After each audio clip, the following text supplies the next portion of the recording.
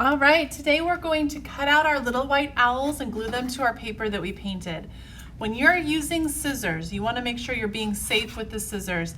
And usually when you cut a little bit at a time and you turn your paper. So I'm holding my paper with one hand, I'm cutting a little bit at a time, and I'm turning my paper.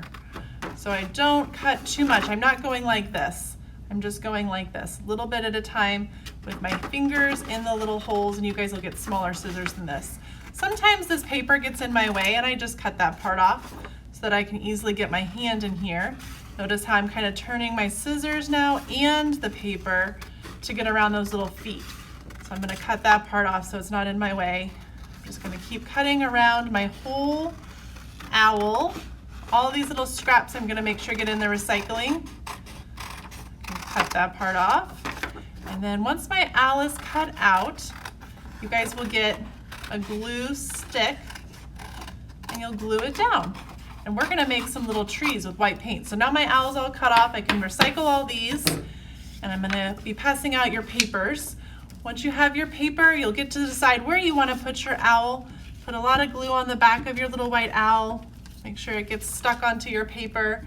Best way to get it stuck is to just push down with your hands and like maybe count to 5. If it's not stuck, get a little bit more glue. Maybe you need a little bit more glue on parts of it. Get it nice and stuck. And then you're going to create some snowy trees.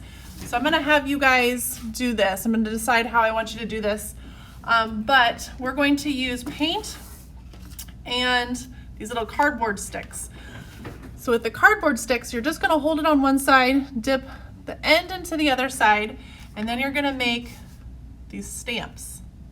So you can kind of decide how tall you want your tree to be. I think I want my tree to be about that tall. And then we're gonna make some diagonal lines for the branches. I need a little bit more paint. I don't want too much paint. So these are gonna be kind of the snowy branches. Once I have that finished,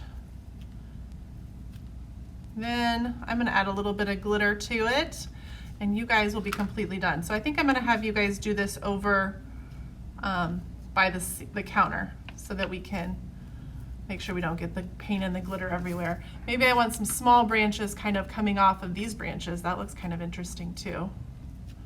You guys can kind of make that work. It leaves a nice little texture, and that is your finished owl.